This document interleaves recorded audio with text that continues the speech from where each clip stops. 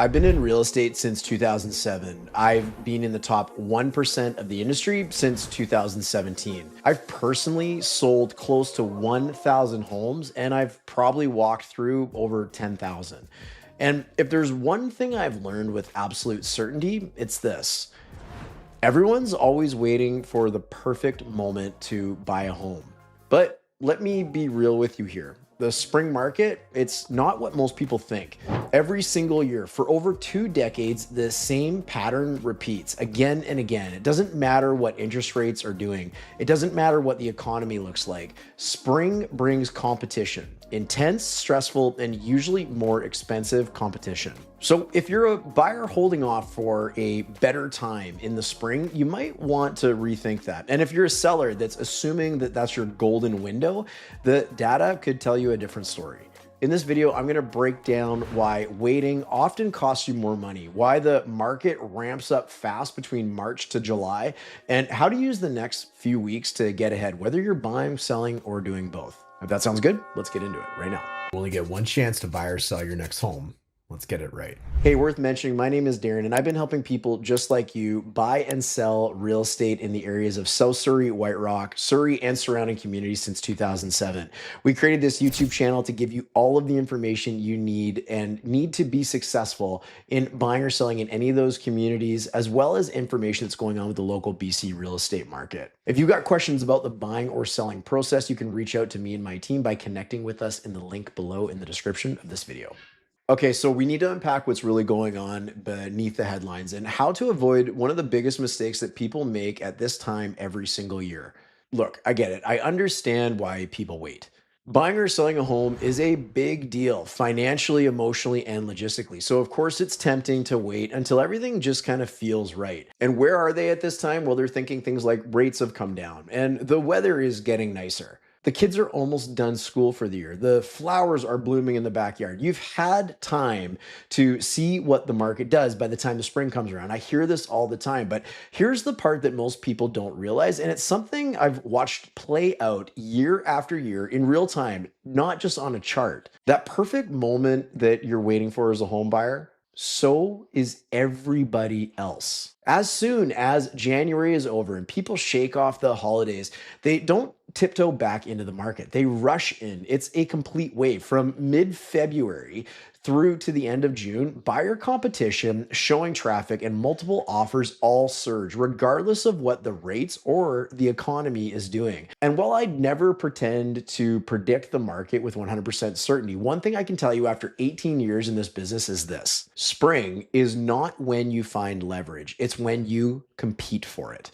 So here's what I want you to really think about here. In almost every year, like seriously, like the last 20 out of 20 years, the pattern stays exactly the same. Springtime equals pressure. It didn't matter if rates were 1.5% or 6.5%.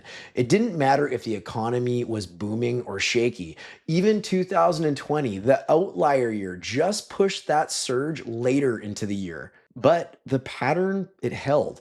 More listings hit the market, more buyers return, and competition completely explodes. I'm talking more multiple offers, tighter timelines, less room to negotiate, and yes, even higher prices. Right now, in December, while most people are distracted in holiday mode or waiting for the new year, smart buyers and sellers are making quiet moves with way more leverage than they're going to have in about 3 months from now. Hear me on this. It's the same cycle every year, but unless you've lived it, worked through it, and negotiated deals during it, you don't really see it until it's too late. And I'm not asking you to just take my word for it. I would never do that. But if you really want to understand how this plays out in the market you live in, just look at the numbers. Ask your agent, or if we're your agent, ask us to pull the data for yourself and ask for a month-to-month breakdown of the following. You want active listings. You want homes going under contract. You want days on market, all in your specific price range and neighborhood.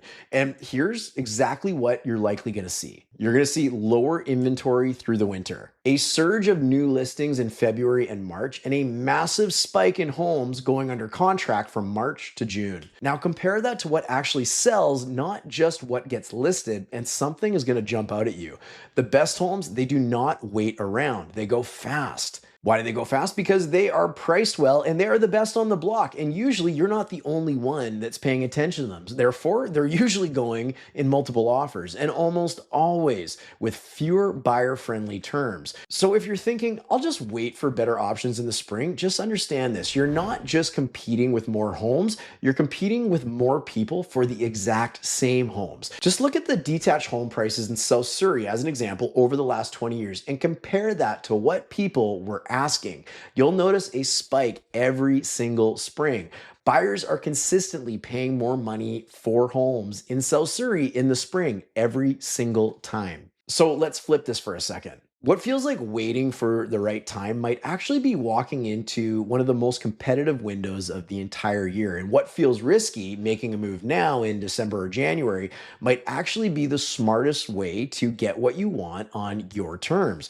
Because here's the truth. If a home is still on the market today, that seller isn't just testing the waters. They are motivated, and that gives you more room to negotiate, more time to think, more flexibility on subjects and terms, and in most cases, a better price than you're ever going to get in March. And think about this. When sellers are fearful, do you think that you're going to have more negotiating power as a buyer? Of course, absolutely. But when the optimism starts creeping back in, when more buyers show up and sellers start feeling a little more encouraged about the market and the conditions that are happening, that leverage slips away fast. They're not going to bend on price or terms when they know someone else is ready to offer.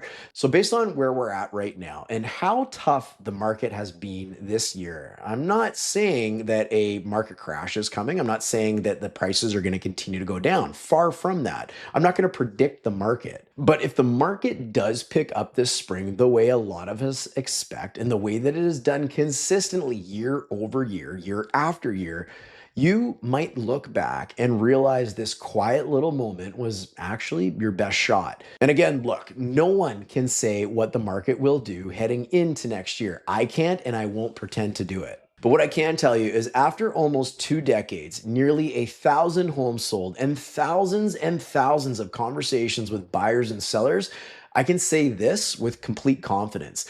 Timing the market rarely works, but understanding it, that is where the advantage is. And right now, in this quieter window, there's an opportunity most people are going to miss just because they're waiting for what feels like normal.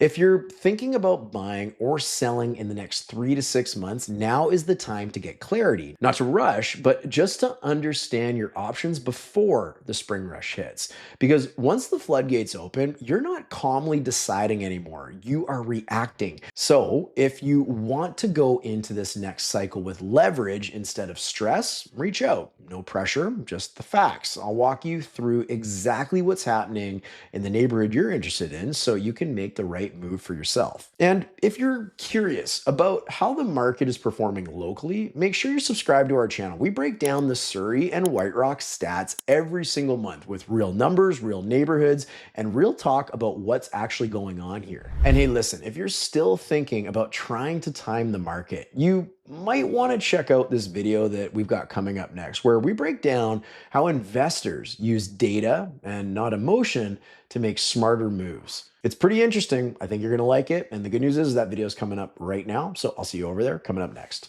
Everyone thinks they can time the real estate market, but almost nobody gets it right. And here's the thing, real estate runs in cycles, and yet every time the market shifts, people act like it's brand new.